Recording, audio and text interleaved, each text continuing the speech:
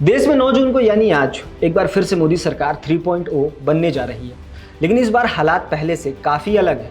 BJP के पास पूर्ण बहुमत नहीं है। अब वह सरकार बनाने के लिए अपने सहयोगी दलों पर निर्भर है। बीजेपी को सरकार बनाने के लिए टीडीपी और जेडीयू की सबसे ज़्यादा ज़रूरत है। 16 और 12 सीटें जीतने वाले दोनों ही दल मौजूदा हालात में एनडीए के लिए काफ़ी अहम है। यही वजह है कि बार्गेनिंग का दौर भी इस वक्त 7वें आसमान पर है। टीडीपी और जेडीयू दोनों ही दलों ने अपनी अपनी डिमांड रख दी है। जेडीयू जहां 3 मंत्रालयों की मांग कर रहा है, वहीं टीडीपी की नज़र लोकसभा स्पीकर के पद पर है। टीडीपी सूत्रों के हवाले से खबर है कि बीजेपी सहयोगी दलों को स्पीकर पद देने को तैयार नहीं है। टीडीपी को 3 कैबिनेट और 1 राज्य मंत्री का दर्जा मिलने की संभावना है। लेकिन इन सबके बीच सवाल यह है कि स्पीकर का पद ही क्यों? चंद्रबाबू नायडू तो अहम मंत्रालय मांग सकते थे। तो बता दें कि गठबंधन की सरकार में लोकसभा स्पीकर का पद बहुत ही पावरफुल हो जाता है। स्पीकर का फैसला काफ़ी मायने रखता है। अब बीजेपी के पास पूर्ण बहुमत नहीं है, ऐसे में उसे सहयोगी दलों पर निर्भर रहना होगा। मान लीजिए बीजेपी ने अपना स्पीकर बना भी दिया तो उसे लोकसभा में अविश्वास प्रस्ताव का सामना करना पड़ सकता है। फिर उसके सामने बहुमत साबित करने की चुनौती होगी। यही वजह है कि स्पीकर का रोल काफ़ी अहम हो जाता है। टीडीपी अच्छी तरह जानती है कि अगर स्पीकर उसका होगा तो लोकसभा में उसका होल्ड रहेगा।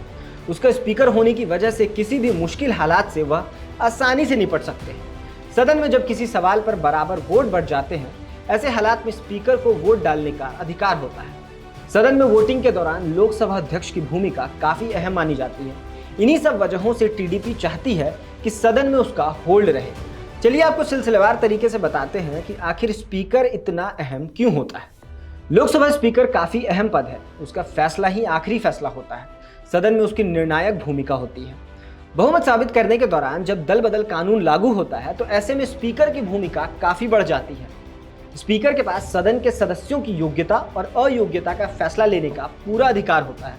चाहे कोई रिजोल्यूशन हो, मोशन या फिर सवाल, स्पीकर का फैसला निर्णायक होता है। लोकसभा स्पीकर एक संवैधानिक पद है।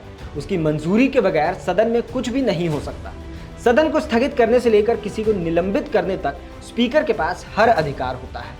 लेकिन इन सबके बावजूद भाजपा को टीडीपी का स्पीकर पद न देने की एक और खास वजह है। दरअसल टीडीपी ने साल 1998 की तरह स्पीकर पद की डिमांड की है। 1998 में यह पावरफुल पद वाजपेयी की अगुवाई वाली एनडीए सरकार में टीडीपी के पास था।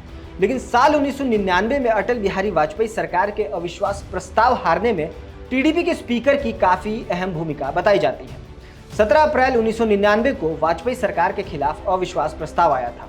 कहा जा रहा था कि वो सदन में बहुमत साबित कर लेंगे, लेकिन आखिरी समय में कांग्रेस के सांसद गिरधर गमांग ने खेल पलट दिया। गिरधर गमांग वैसे तो कांग्रेसी सांसद थे, लेकिन फरवरी 1999 में वो उड़ीसा के मुख्यमंत्री बन गए। लेकिन तब भी उन्होंने सांसद की सदस्यता से इस्तीफा नहीं दिया था और वो 17 अप्रैल को लोकसभा में पहुंच गए। ऐसे में लोकसभा के अध्यक्ष को फैसला लेना था कि कांग्रेस सांसद को वोटिंग का अधिकार मिलेगा या नहीं। स्पीकर जीएम बाल योगी ने अपनी शक्तियों का इस्तेमाल करके रूलिंग दी कि गिरधर गमांग अपने विवेक के आधार पर वोटिंग कर सकते हैं। कांग्रेस के गमांग ने वाजपेयी सरकार के खिलाफ वोट किया और इस एक वोट से अटल बिहारी वाजपेयी की सरकार गिर गई। तब सरकार के पक्ष में 269 वोट पड़े थे और खिलाफ में 270 वोट थे। इसलिए भाजपा कभी नहीं चाहेगी कि स्पीकर का पद किसी और पार्टी के पास जाए। तो आने वाले वक्त में देखना दिलचस्प होगा कि स्पीकर कौन बनता है, कौन नहीं। तब तक हमारे साथ बने रहिए और देखते रहिए जनहित टाइम्स। धन्यवाद।